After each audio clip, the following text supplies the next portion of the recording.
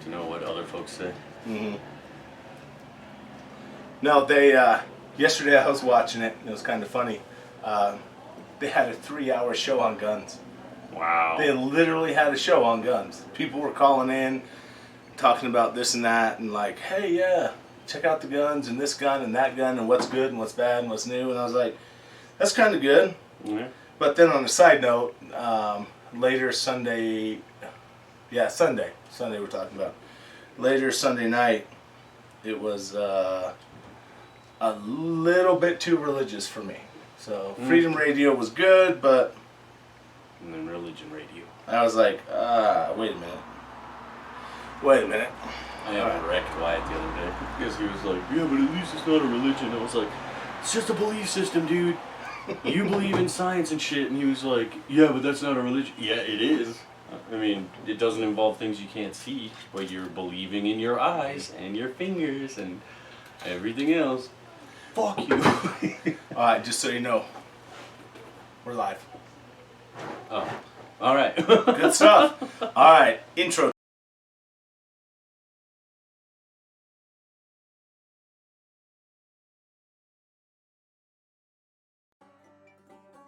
Davin and Jack are not role models. They're just two guys in a garage drinking beer and talking. Some of what is said is not in the best taste or interest of national security. Some of the statistics they cite are not 100% accurate. Do your own research. They may be wrong about anything and everything. Their memories are bad because they're kind of old and have been drinking. Oh yeah, always remember to drink responsibly.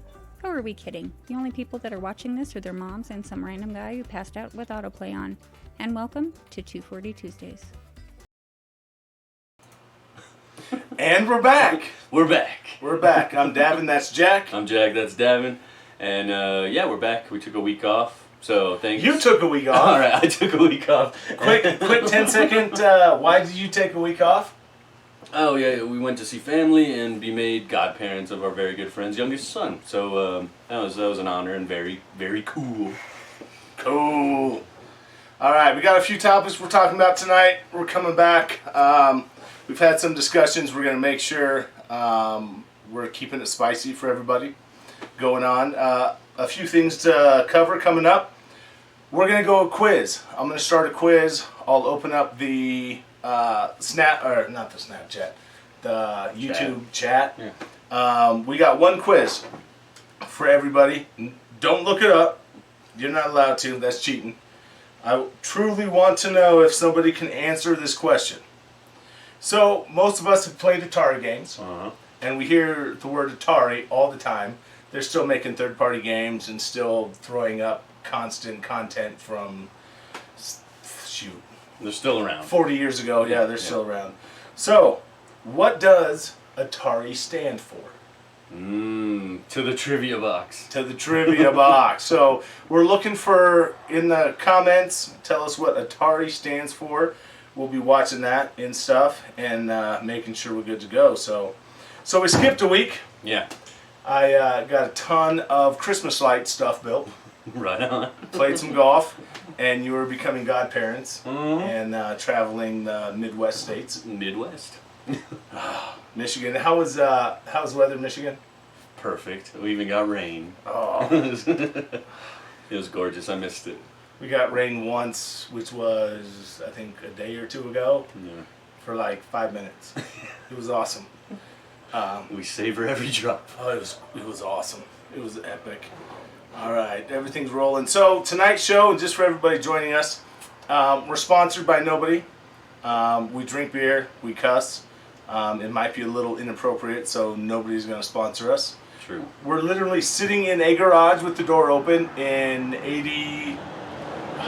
I think it was 88 on the way over. Quick story. I have gone 8.5 weeks. I have had over 8,000 steps a day. I woke up this morning because I was Monday Night Football last night. Yeah. I was a little tired. I forgot my watch. I'm going to break an 8.5 week streak from my steps. Oh well. We'll pour one out. No, I ain't pouring shit out. That's your garage. Right? All right, the topic of today, the Democrat debates. Yeah, they're coming up. They're coming up, and I know the logo's a little different. The lights are good. We're all set. Don't hate. Yeah. Oh, look. UPS is showing up. It might be a little better than the ice cream man. Yeah, I guess. So we'll see what UPS is going to do. If anybody's ever seen Elliot Holtz, back in the day, he was a motivational weightlifter guy. He literally had a small gym, and he would sit with a camera in the gym and answer questions. Ask Elliot or Yo Elliot was really great and funny for young, middle-aged men. And he always had a garbage truck come by at the same time every day. And he would literally cuss at the garbage truck because the guy would wave as he drove by and actually rev the engine. So And that we'll just get randos. yeah, that's what we got to do. Yeah. I'm sure we're a little early today because 3 weeks ago and 2 weeks ago Jack was covering the late shift, so we were late. Yeah. We got practice with the lighting. I still look a little red. I'm not that bald, trust me. On there. It's all good. You look good. All right. Back All right. to the Democrat debates. Yeah. I started last week. Or not, you know what I mean. Yeah, I know what you mean. So, the situation with the Democrat debates. There we go. I'm sure everybody heard that. UPS. She's actually not an 80-year-old guy that can't carry a 5-pound package to the door, so that's nice. Anyway, Democratic debates. Democratic debates. Coming up, I have huge issues with the Democratic Party. Okay, in general, I don't hate Democrats. There's one sitting right next to me. I'm unaffiliated, but you're making a good point. Yeah.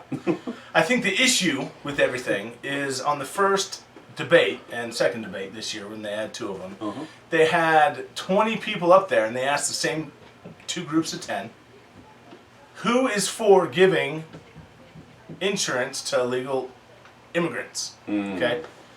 Every single one of them answered their hand. Okay? The issue being is there are so many people in the U.S. that actually need insurance or could use insurance, but we want to give insurance to people that have actually broken American laws. The same laws such as drunk driving, speeding, robbing people, pedophilia. I don't want to get into that right now at all. We're going to give them free insurance. Oh my God. Okay. I'm like, wait a minute. All these people want to give illegals who broke the law, and I'm not saying people south of the border. I'm saying people who broke the law illegally.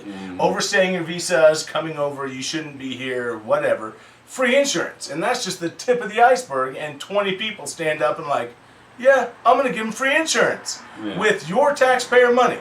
Now, I work 2 jobs. Soon to be 3. 3's my own fault because I want to have some fun and do something on nights and weekends. But it's like, come on. Why do I work to support my family and my kids, and the taxes coming out of my check, because I choose to work 2 jobs, sometimes 3, go to people who break the law? Okay. All right. Quick interjection. Because, all right, we're getting back to the debates because you tangented this off into immigration, which is fine. But first off, pedophilia is not equal to robbery. Crossing the border is not equal to murder. Breaking the law is breaking the law. No, it's not. You break the law. That's why there are different tiers of crime, is because some crimes are worse than others. So, that's neither here nor there. By providing health insurance for people that need it, be they here illegally or legally, doesn't take away insurance from people who want it. It's not like a finite pool where it's like only 100,000 people can get insured. No, that's not how insurance works, and that's the opposite, because they want as many people as possible in their pool, because then it could potentially lower premiums and all that kind of thing. Before the compromises were made with the Affordable Care Act, that's what Obama was going for, is a massive pool, where if you have a massive pool, the majority of that pool are healthy, and they don't utilize the insurance gets more money than they're putting out for the people that do need it, and they still make their money. So anyway, insurance is No, and either way, I would also clarify that by saying if that's what you're focusing on from the Democratic debates, don't vote for them because you're not going to anyway. And so you can let people that do want to help the underprivileged and those trying to make their lives better vote the way they think that for the representative as president that they think will best represent them. And that's why I think I'm pleased with the way that the narrowing is happening with the Democratic primary, is because with each debate the bar is raised for how the candidates can qualify for the following debate. And so the pool is gradually whittling down, and we're narrowing the field to isolate the candidates that the people want most. And so it's moving as it should. Out of 14 of the last Democratic people, Mm-hmm. and I hate saying Democrat. Here's the situation that I believe. They are. I know, but the Democratic Party has been hijacked by socialists that are so far to the left talking about stupid shit that nobody cares about. Here's example. Hang on. The New York Post. Yes. I'm sorry. The New York Times. Okay. Actually has an opinion poll. Tim Pool, you're the man. I don't agree with you all the time, but you show people facts and where to go. Okay. The New York Times actually did a Democrats, stop, you're helping Trump. Okay? Yeah. Okay. Yeah. Green New Deal. Yeah. Do you know how many people agree with the Green New Deal? Maybe enough. 32%. Everybody else doesn't give a shit. Yeah, but They don't give a shit. So when people are sitting up there and they're like, global warming is horrible. We need to plug the cows' asses for methane gas. We need to take away planes and any fossil fuel travel and go to electricity. oh my god. The Green New Deal, right? Okay, we're not plugging cows' asses. They already found out that all you have to do is add seaweed, a very special type of seaweed, to the cow's diet, and they fart way less. So that's not plugging asses. It's just adding, putting an additive in their food. So that's all fine. Either way. Well, and I'll take that as a Republican talking point. I'll say that I actually just quoted the Republican talking point because it was funny. But you can't, and you're not taking away fossil fuels. Well, we will when we run out. But so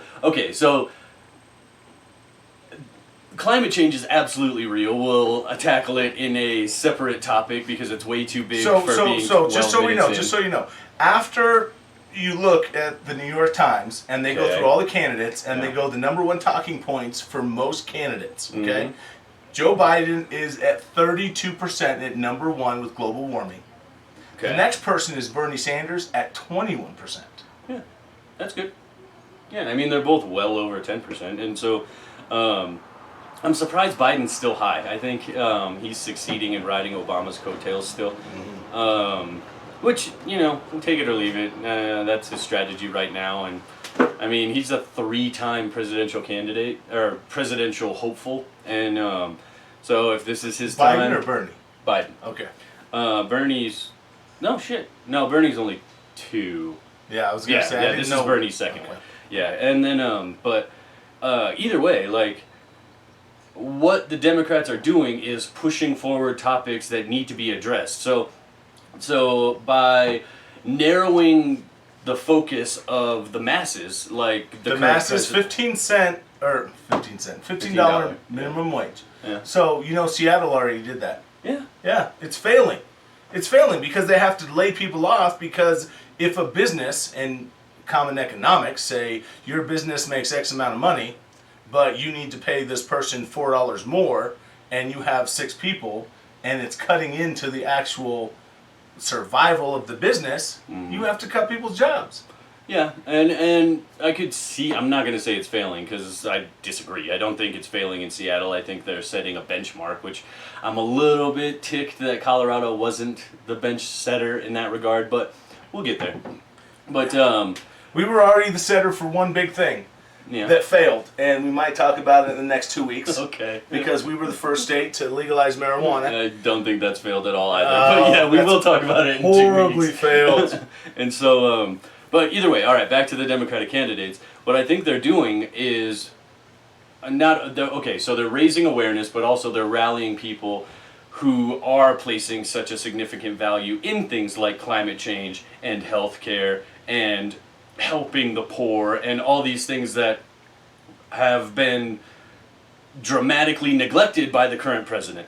And they're trying to rally people around them who may have voted the other way with these topics, because if you were poor when the current president was elected, you are very likely still poor, because the tax breaks that were lowest passed. unemployment rate. Yeah. The lowest unemployment rate by any race in this nation since the early 60s, and we have the lowest unemployment rate. Yeah, and people are still poor. Employment is not okay. There is 4 million people not on food stamps now, pre-president to now president, who are actually have jobs and are making money and working, and they're no longer on food stamps or unemployment. So the reason they're no longer on food stamps and unemployment is because the current administration has raised the criteria to qualify for those. So there are some people that did need it that no longer qualify because of measures that were taken to literally shit on the little guy. And then you have, so unemployment is low. I cannot The third year of the Obama administration, and this is a fact, unemployment. After 6 months, people that were on unemployment were taken out of the equation completely because they stopped looking for jobs. Yeah. So when it looks like Obama was like, oh, look at all these jobs, no, he had unemployment for so long they stopped counting people that were on unemployment for 6 months because they stopped looking for jobs. And they haven't started again. The stopping of that counting is still in place. And also... Exactly, and the numbers have been much higher than Obama.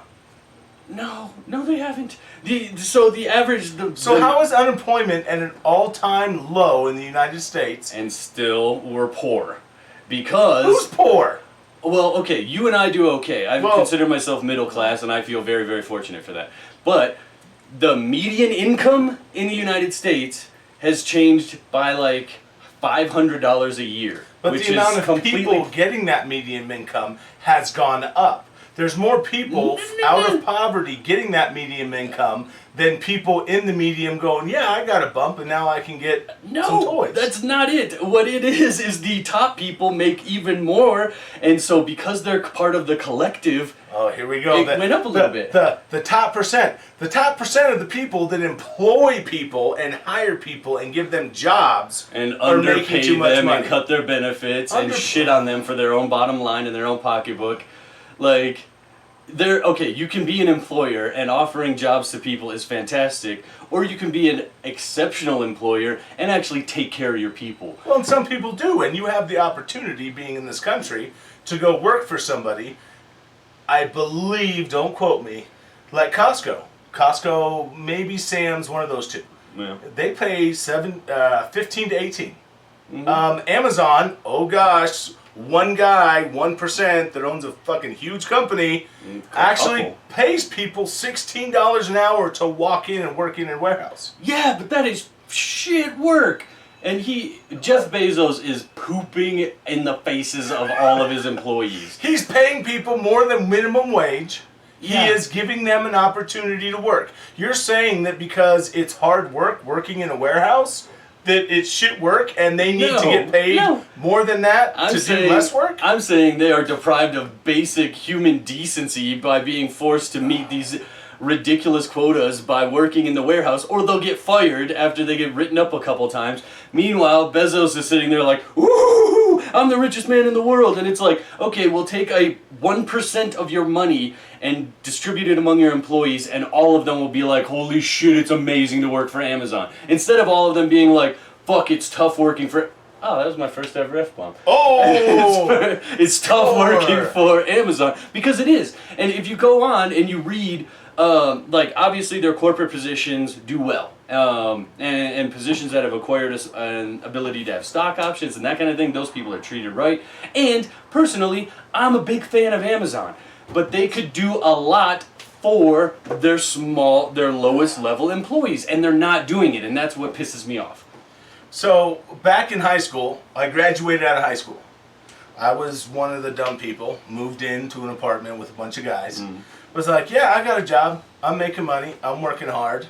We party once or twice a night, and everybody's working, cycling through. I went and worked for the brown people that pulled up to the driveway. I don't know if I can say UPS on the podcast. We already said they drove by, so screw it. And I literally was getting paid at that time minimum wage. I don't want to say I was getting paid more than minimum wage at $8 an hour to sit in the back of a semi and load a semi for 8 hours a night. Yeah, but did you get to go pee when you had to pee? Of course. Yeah, Amazon employees can't. Oh. And that's what's so bad. That's why they've done exposés on it, and you have testimonials. You should be a manager at GameStop. Well, and I'm sure they would, and they do look, because that is a revolving door job. Because people look at the amount they get paid and they're like, hell yeah, that's more than I'm making flipping burgers. So they go there and then they're like, oh my gosh, this is way worse than flipping burgers. And then they bounce and go back to some fast food joint or some other place that pays comparable, but they actually get human decency. Okay, I get one, you get one, the flame's on. Alright. Here's the situation. I think today, never going back to the debates. Yeah, alright. We way went left. We've had a lot of frustration not seeing Jack for 2 weeks. Like, back in the day, you got a job. You had to work hard. You had to sweat for 8 hours. Yeah. You got paid more than minimum wage. I don't care if it was a cent or $2. It's society. That's what you did to survive and make that extra money than somebody that was working minimum wage. Yeah. I think, and I'm going to end it and let Jack finish it up. We'll get back to the debates. Society these days are a bunch of whiny people that don't want to work hard. They don't want to sit in a trailer. They don't want to sit in a warehouse and get paid $4 more than somebody flipping burgers at McDonald's. They don't want to work. So if you sit down and want to work hard, there's opportunities out there now compared to previously where you can make money and be successful, but you need to want to work. Right. And a lot of people, I got examples I can throw out, especially with the high school kids these days. They don't want to work. It's out there. People graduate from high school, you can have a $14 to $16 an hour job working your ass off and make something, but they don't want to do it. Okay. Alright, cool. And I'm so glad I get the end because we're dinging the bell as soon as I make my last point. So, alright, so I agree. As far as small scale, there are people that don't want to work and don't want to bust their ass. But on the flip side, there are people that do want to bust their ass. My problem with the Amazon topic specifically was that because the expectations are so high, and middle management is crushing down on the lower worker, the human decency of adequate lunch times, bathroom breaks, that kind of thing are being removed because they have to meet these different quotas. That's shit. That just needs to change. It has nothing to do with want to work hard. It has to do with peeing your pants when you're on the job, or peeing into an empty water bottle and stashing it on top of a box that somebody just ordered. So that's shitty. But of the people that do want to work hard, you know who's really high in that category? Immigrants. Because they come to the United States and they want to work hard. And because the path to citizenship, where you can get an actual identification or a green card, and it's censored. So, yeah, that's why I did that. It's censored. And so it's so difficult. They can't get jobs at Amazon. They have to get other jobs that don't require an ID or social security number because they're technically here illegally. But they want to work hard. That's why so many people I know, and I'm sure you know, can roll on by a Home Depot and pick up a few dudes to help you build a fence. And because they want to bust ass and they want to make money.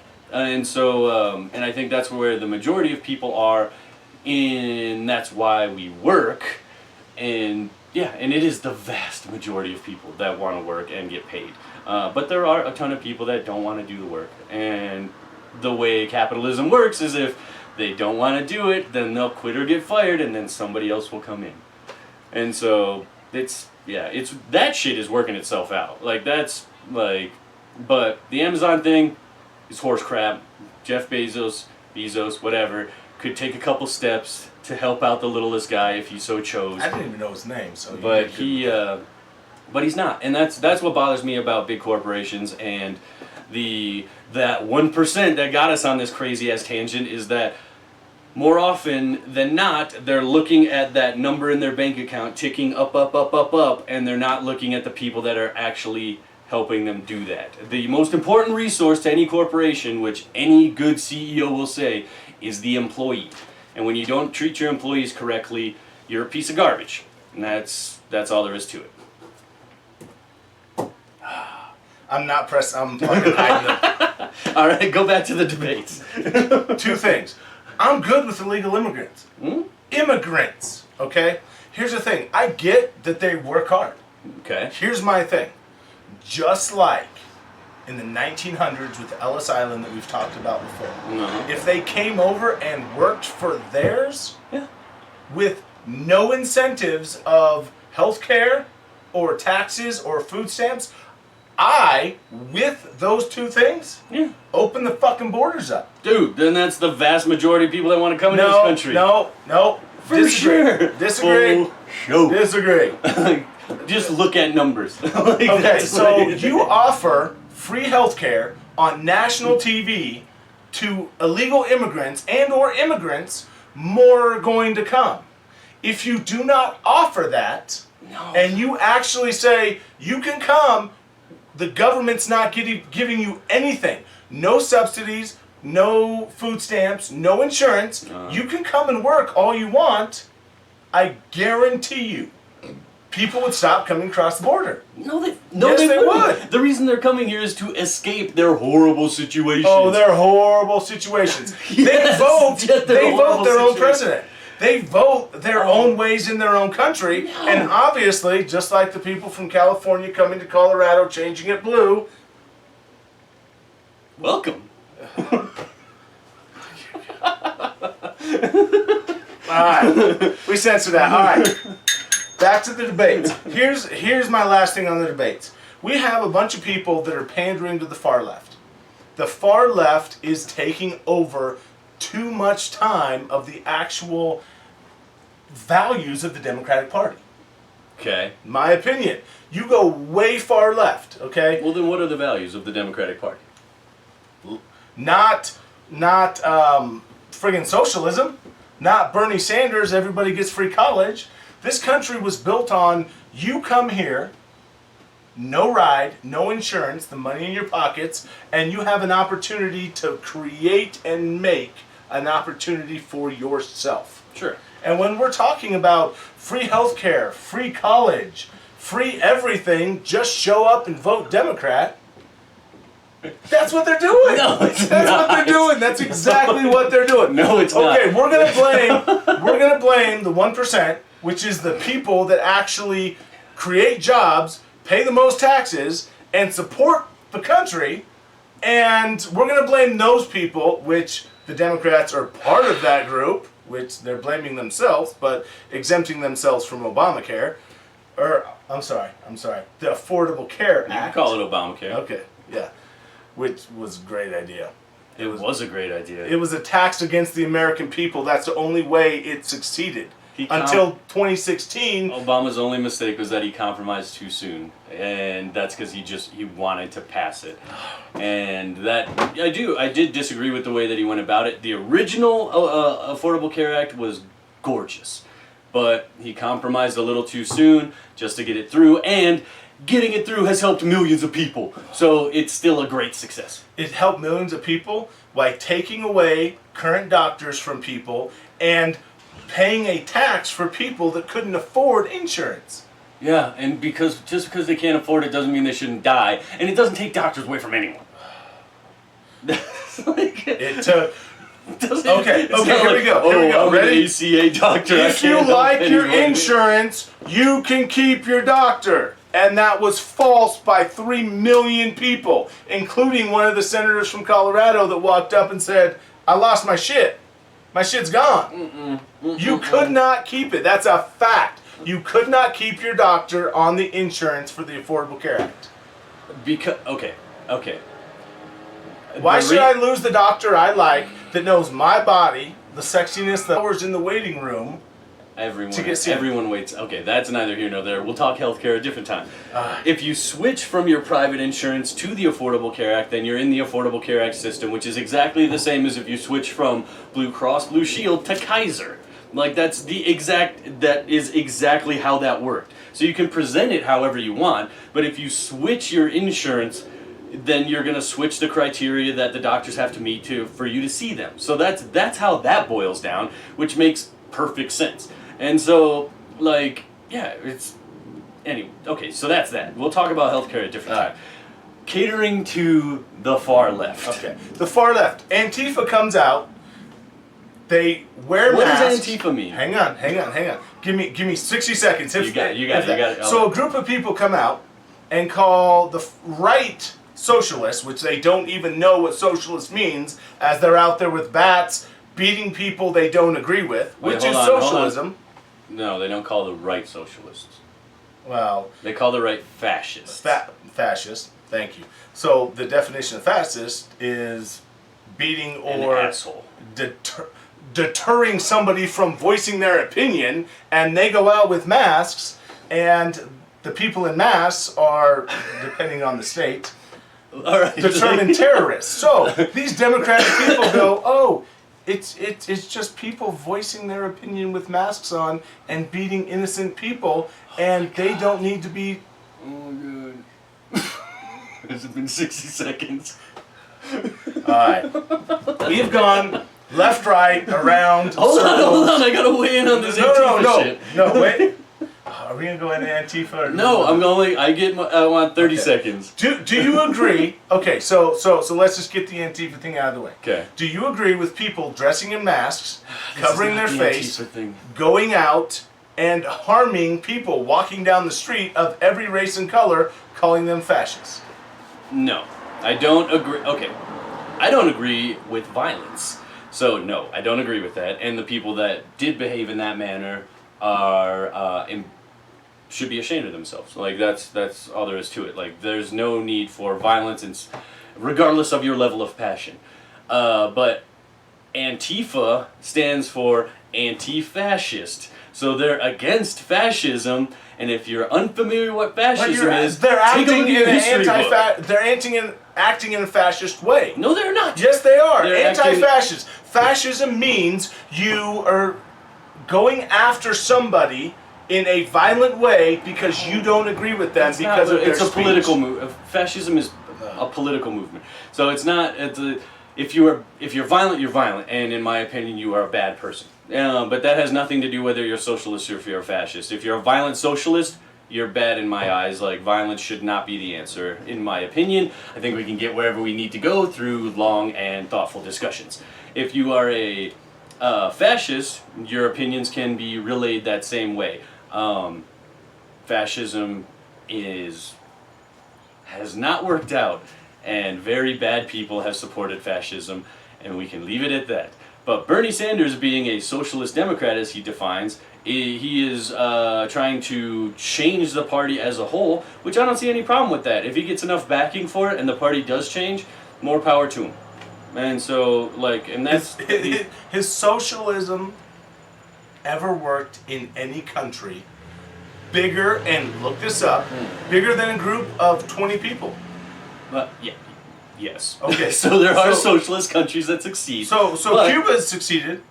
I mean, they worked out great, right? Bernie went down there and said it's great, and they're living in poverty. The main problem with true socialism in the United States is the fact that we are so huge, and we are such a big nation that the way socialism succeeds is everyone has to be on board, and that is all but impossible for a country this size. But meanwhile, European countries that are socialist or even socially leaning have absolutely succeeded in it, and it's benefited the whole dramatically, and they are consistently at the top of happiness on the margins for every scale because their population is super happy. But they have dramatically smaller populations, and that's why it will be crazy difficult for the United States to go that dramatically to the left.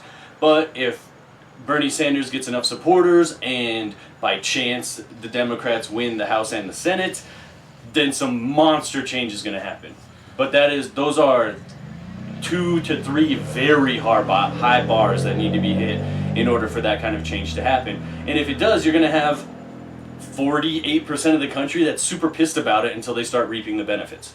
And so it's like, so there's a tremendous amount of difficulty. You're talking in circles. Hear how socialism doesn't work. Okay? Okay. We can use 20 analogies. The normal analogy would be somebody in a school. Okay? Okay. You have 3 people that get 100 A's, all the A's, 100%. Oh my God. Okay, keep going. You know exactly where I'm going. So with that common analogy, why do I have to work and pay an absorbent amount of taxes? You know. I do. That's what socialism is. No. It's somebody who doesn't work or doesn't work as much as you gets an equal amount of pay that you do. But okay, so no. So why am I going to work 2 jobs to come out and have somebody that works 4 hours a day and gets the exact same thing as me? The Reader's Digest version of Bernie's plan and a lot of strong socialists is that the middle class we're all right and we're going to be all right.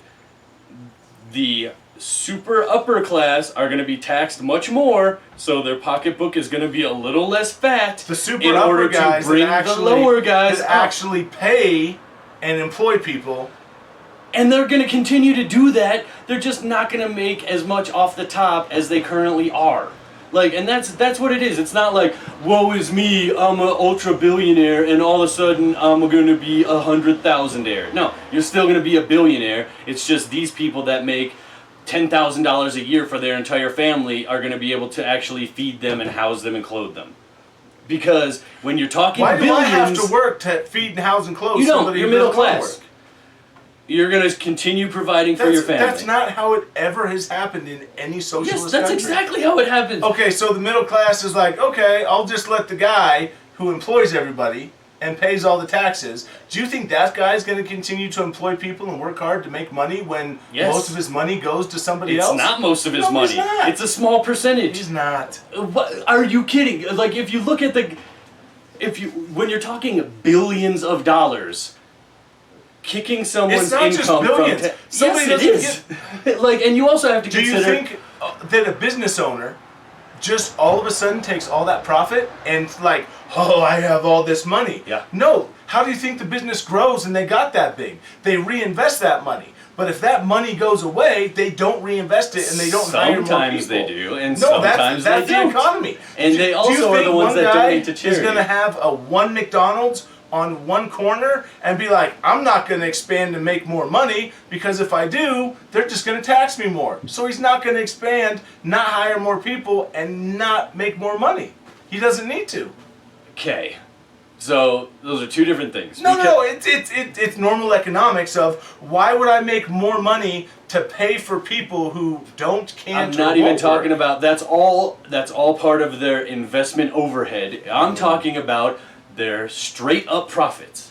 Oh. And another thing that I want to bring up right now is in a more socialist government, what you're going to do or what you're going to see the Congress, House, and Senate do is that they're going to close the loopholes that allow giant corporations to pay 0 taxes. They don't pay 0 taxes. They're still employing people. When you employ somebody in a state and federal level, that employee still pays taxes to the state and government. But your company doesn't, and when you're zeroing out your tax return... Because you're hiring more people, which benefit the economy of the state and the government. And you're treating those people suboptimally. Oh, no. Differently than treating people on paying people. No, why would I hire more people, which...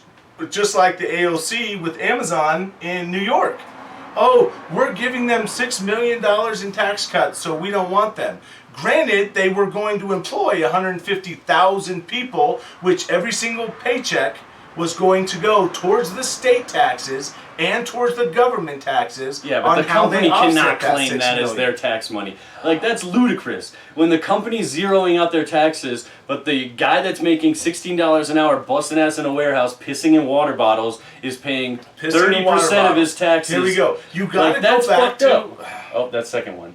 This is Oh!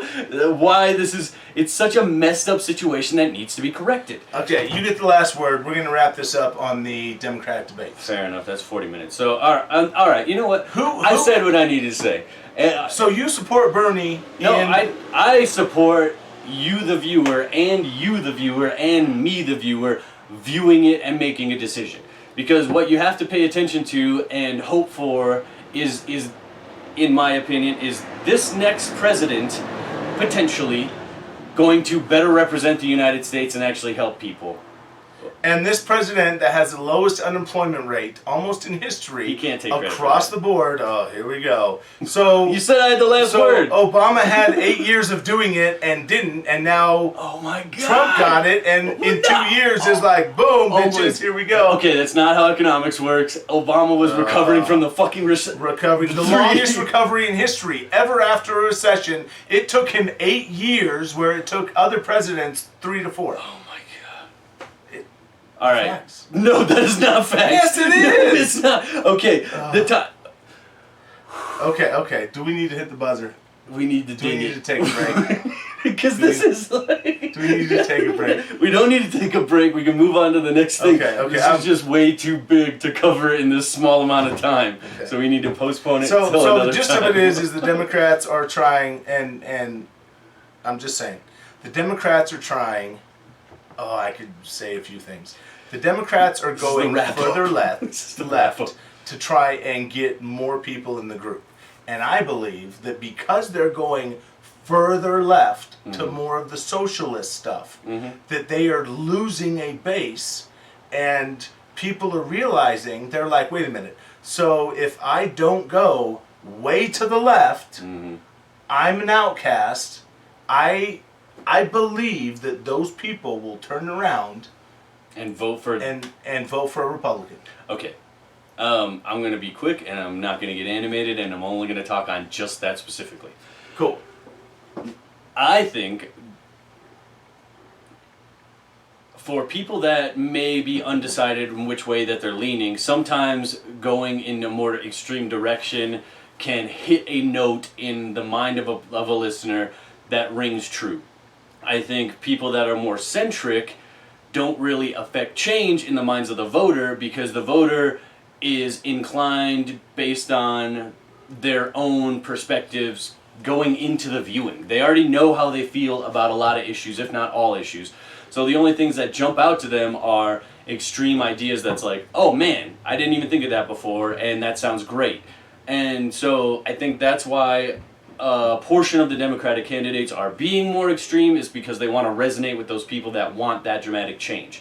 How it's going to play out in November of next year remains to be seen, but we're going to whittle the candidates down even further, and I think we're going to have a pretty dramatic primary, and whichever candidate comes out of that, the only way the Democrats are going to succeed against the current president is if the entire Democratic base rallies together, which that remains to be seen, and so we just have to give them that chance.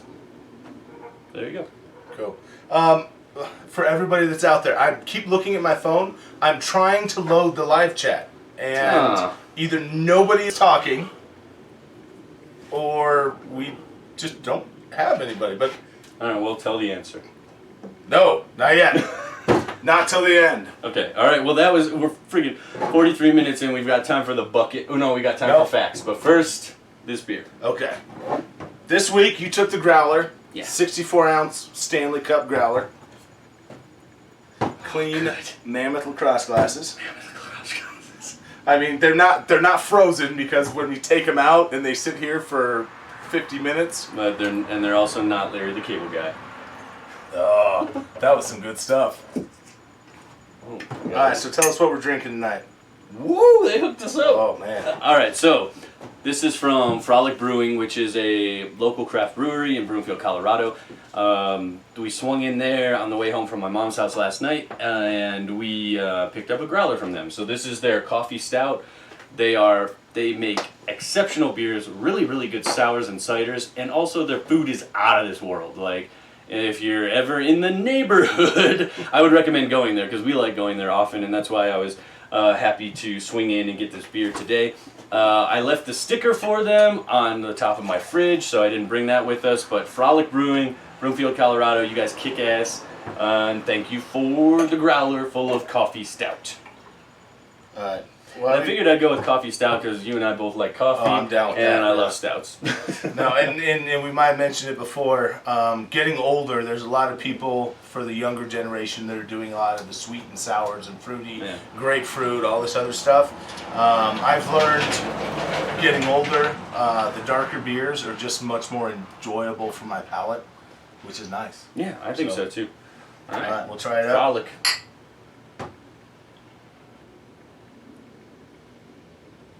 Oh, that's really good. I love it. And it's also like so it's not too heavy.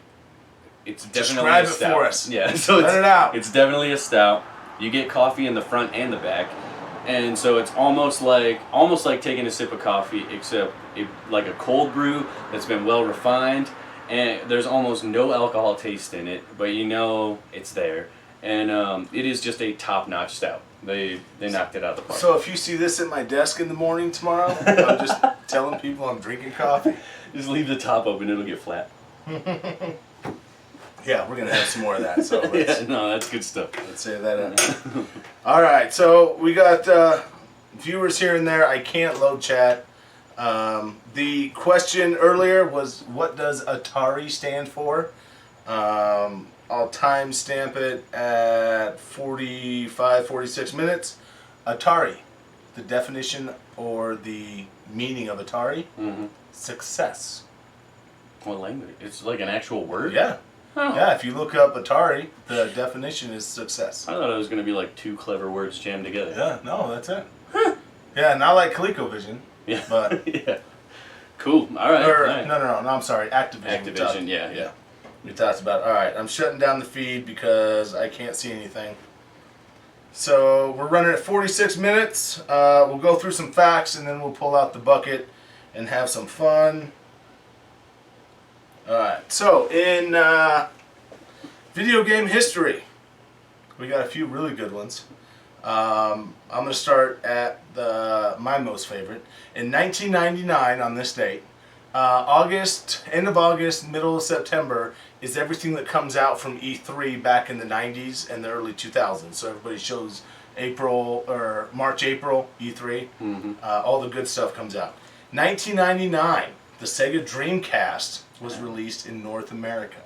And unfortunately, that was the last hardware that Sega ever developed. Yeah, and then they got bought out by Nintendo. And then they just went to third-party production, and which I loved. Phantasy Star Online. Okay, yeah. A year later, they actually had their SegaNet come on, so you could play Phantasy Star Online. Did you ever play Sega Channel back in the day? No, I played X-Band. Oh, okay. Which could have been, that was in the early 90s. Yeah. The adapter you put in with your phone line, and you had like 3 or 4 games. And it was your phone line, Yes. No, I still have that in a box right back behind there. Yeah, and Sega Channel came through your cable line, and you had like a whole menu full of games, but you only had them for that month. Golly, that was genius and ahead of its time. Anyway, sorry, what else happened? No, it was great. More releases. Doesn't like my fingerprint. 1995, Sony PlayStation was released in North America, which was one of the best-selling consoles ever. For sure, and they're still going. Yeah, I'm not a Sony fan or a Nintendo fan. I'm a Sega Xbox guy. So this is first and second. 1991, the Super NES was released in North America on this day, which was cool. It was actually, just so all the haters are going to go out there and be like, no, it was August 23rd. There was a limited release in like 6 stores in the U.S. on August 23rd. Right. But it was actually worldwide or nationwide on this date in 91. Okay. In 1995. Anyway, keep going. No. No, I was saying, like, I want to say I brought up the limited release on one of our previous episodes. I don't remember them. Yeah, I mean, it could have been because it was Yeah. a few weeks ago that we probably brought it up. But anyway, Captain Obvious here. 1995, Doom for the SNES was the first mature rated labeled video game. Wait, for SNES? Yes, SNES. 1995, Doom. I didn't even know Doom went on Yeah. Super Nintendo. Okay. First mature rated video game That's cool, though. on there. Thanks for pioneering it, because we've Right. had some great games since. Oh, good stuff. Nothing but love for Doom and its software. Good stuff. 1991. Or wait, yeah. Sorry. This is another. Someone's gonna double check me, so I gotta clarify. This day in 1991, Nirvana "Smells Like Teen Spirit" was released on the album Nevermind. Yeah. It actually came out 2 weeks before this As a single? as a single, but it came out today in '91 as an actual an album. Okay. Yeah, as an actual album on there. The album cover all our parents cringed at. Oh, I actually had a shirt in high school. I kid you not. I wore that once a week. I don't even want to say what year it was, but yeah. I wore it in school. Yeah. And back then, teachers were like, whatever. Yeah. I mean, they didn't even care. Now you wear it and they'll have the SWAT team coming down on you, searching you and checking stuff out. Really fun fact. The very last time in society, the guillotine was used. Was on today? What Was year? 1977. 70. What? Yep. All of us born in 77. You just dated your. You were trying I not know. to do that. I know. All right. Guess what country? 77. Guess what country? Viva France. 100%. Nailed it. Yep. History guy. So France actually killed a person with the guillotine in 1977 for the last time. That seems way too modern for chopping somebody's head off. Mm-hmm. Damn. It was crazy.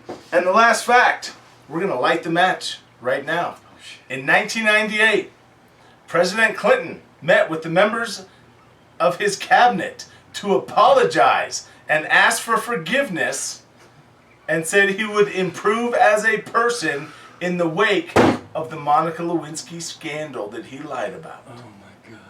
Boom! That's why we do this right here. And he was so much more of a stand-up guy than the current president. Stand up. Because at least he admitted his wrongdoing and tried to make it right. Him and his 13 flights on the Epstein private plane to the island. Oh my god. We're not even getting into those statistics. Oh, man, I was looking for more of a reaction on that. Freaking capped him, grab him by the... Give me a break. Give me a break. You cannot say, inside talk, you and the guys in a locker room on a golf course have not talked like that in general Yes, with I no can. women around. Yes, of course I can. Oh, whatever. There's no way. I will give them a kiss, and whether they like it or not. Or sometimes I just walk up and You grab have them by said the things. Oh, Scumbag. Okay. Scumbag, turd, filthy. yeah. Okay. At least We're going to go to the next.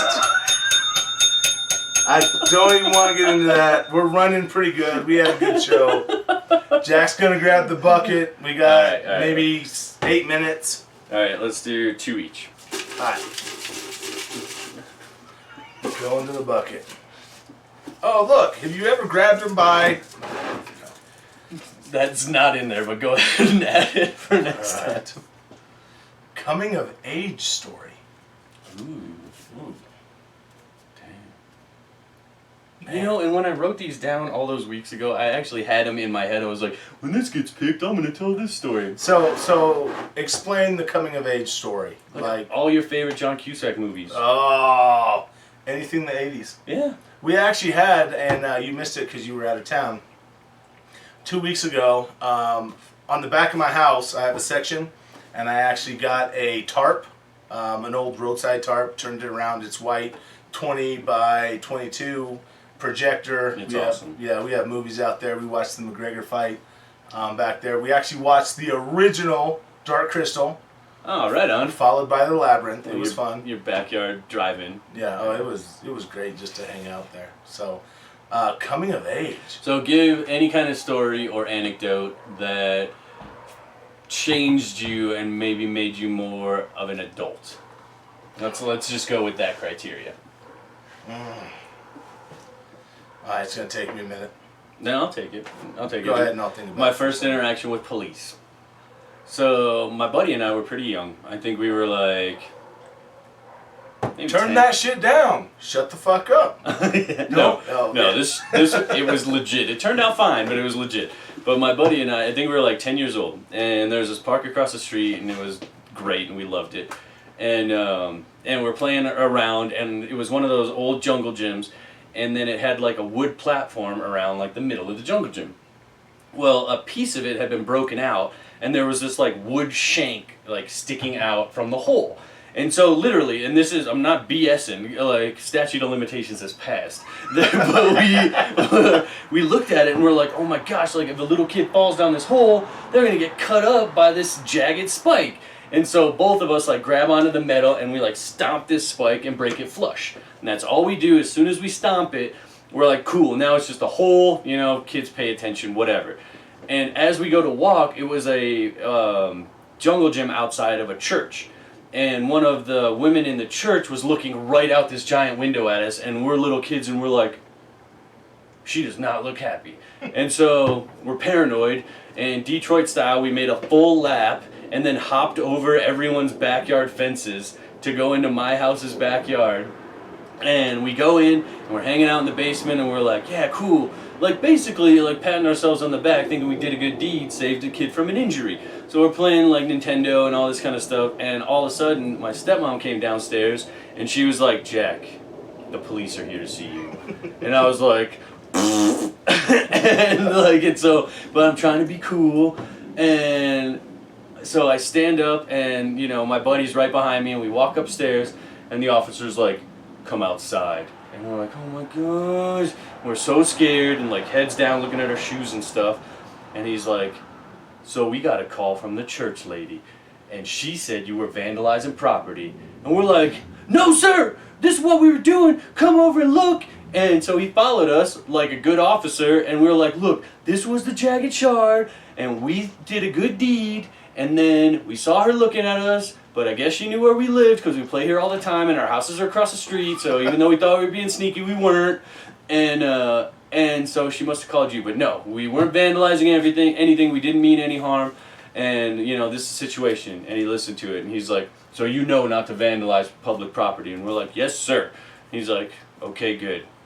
You want to see my car? And we're like, heck yeah! And so he like took us in the front, like turned on the siren, like popped the trunk and was like, here's the shotgun, here's the road flares. And like basically it started our lives on a positive interaction with police. And I was super thankful for it because like it's so easy, especially in a inner city or poorer neighborhood, to grow to dislike, if not hate, the police force. And this guy took it upon himself to teach us a lesson and then also show us that he's just a good human being and is not gonna like treat us like shit because he understood what we were doing. So I actually am really appreciative of that guy. I did not get his name. I was too little to pay attention to those kind of things, but it's set a positive note for interactions with police.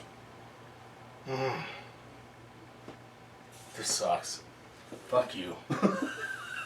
I'm going to do this for 30 seconds and take the bucket because this is a topic I don't want to talk about, but I think is very important.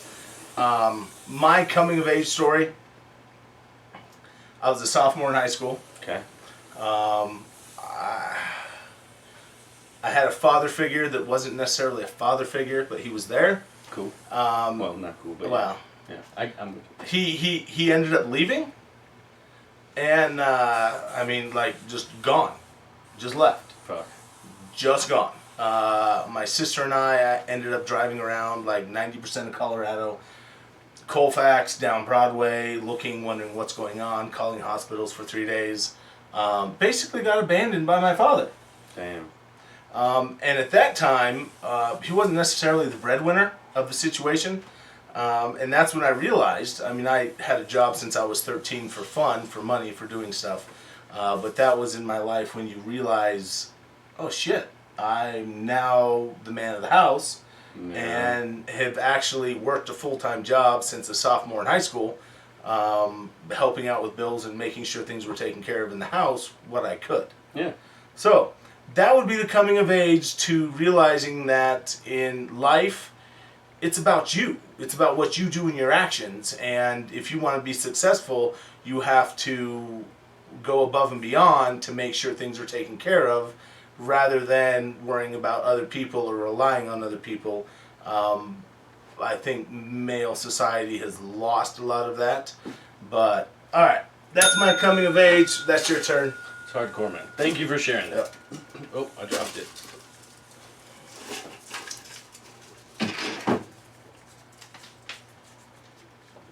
Aha. Much more lighthearted topic. All right. Sock shoe order. Oh, yes. So are you sock shoe, sock shoe, sock shoe shoe?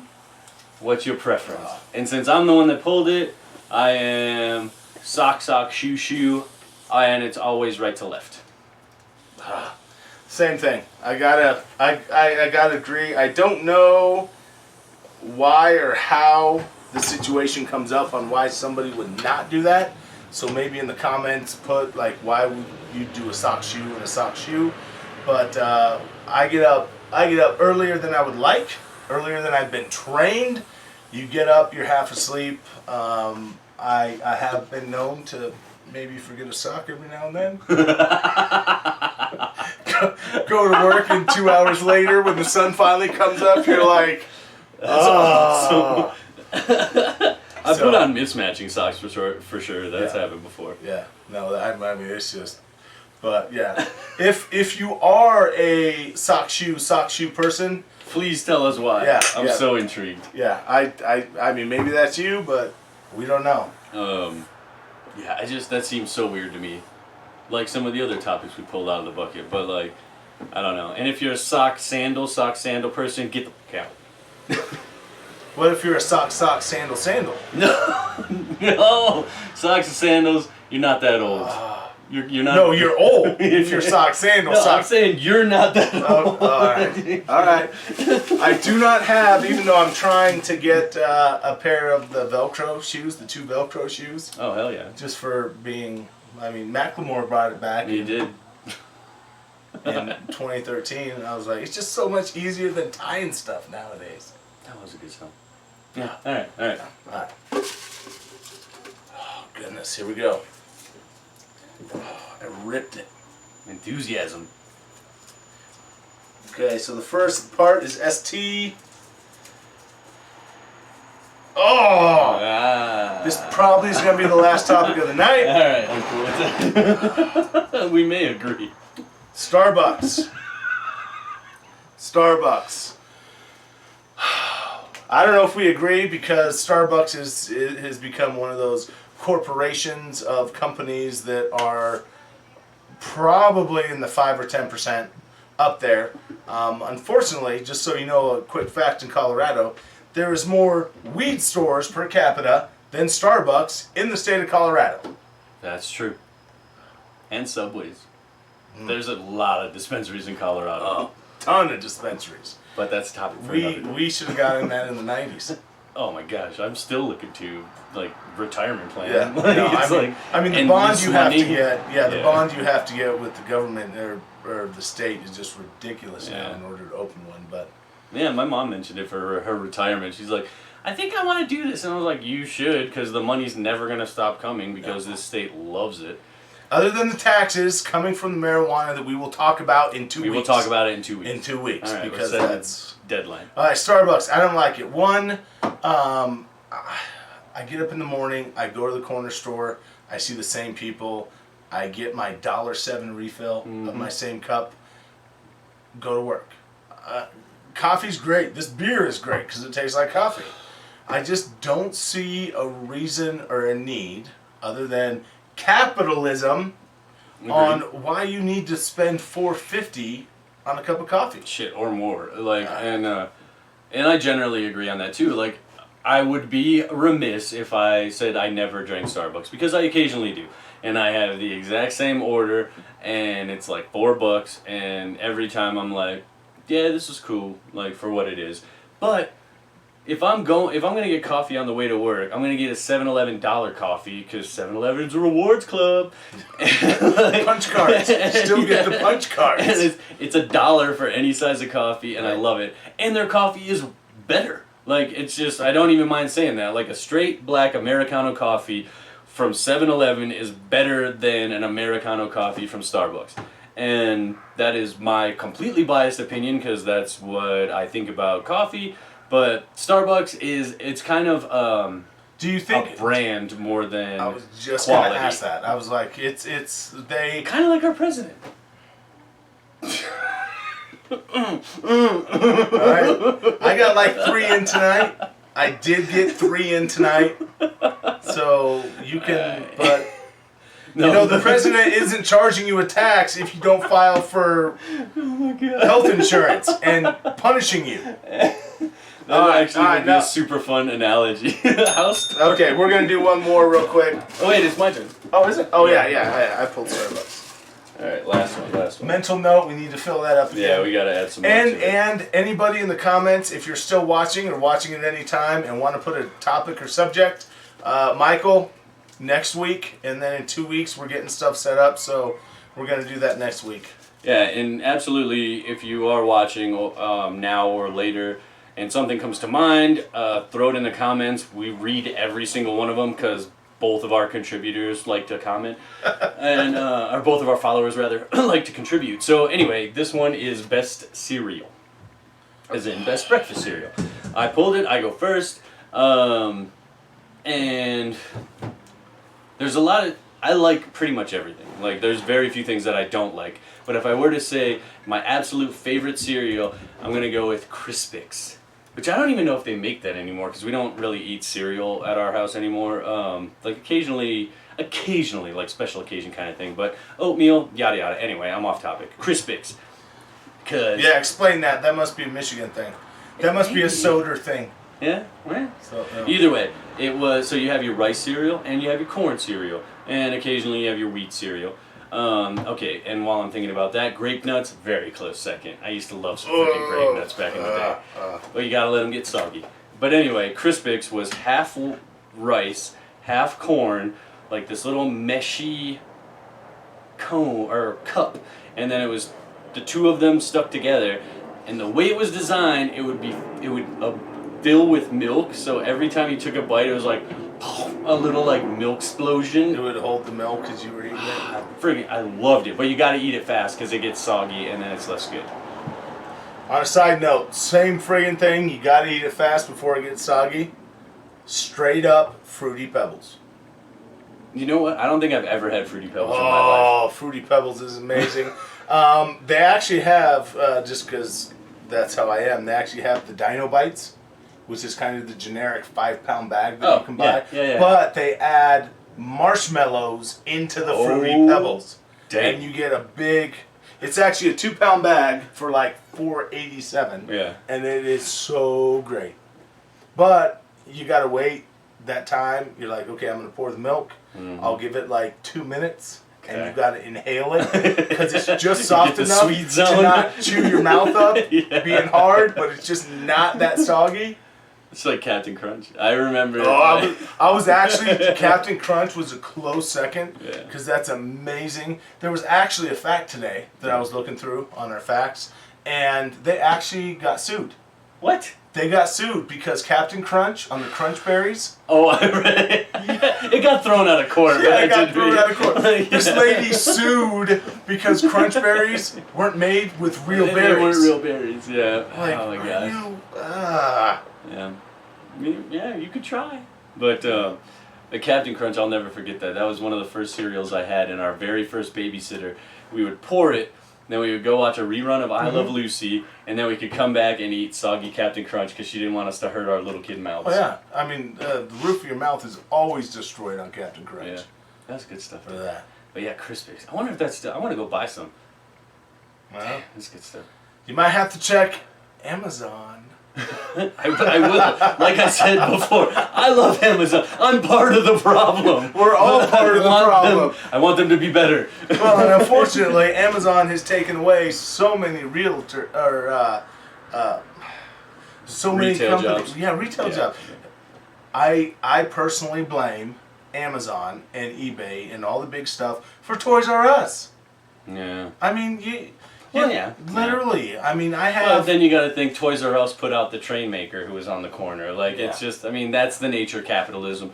And, I mean, it sucks if you're the train maker, or if you're Toys R Us, or if you're a person who's super nostalgic about being a Toys R Us kid.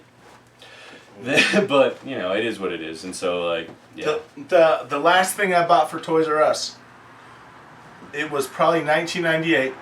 I bought a Commando Atari 2600 cartridge on sale for $19 in 1989. Nice. The last thing I ever got from Toys R Us was the original Nerf gun that had the balls in it, and the propulsion was you would be like thunk thunk thunk, like you had to pump it out or push whatever. it out Yeah. rather than the batteries or the I think that air. was the last thing I got from Toys R Us.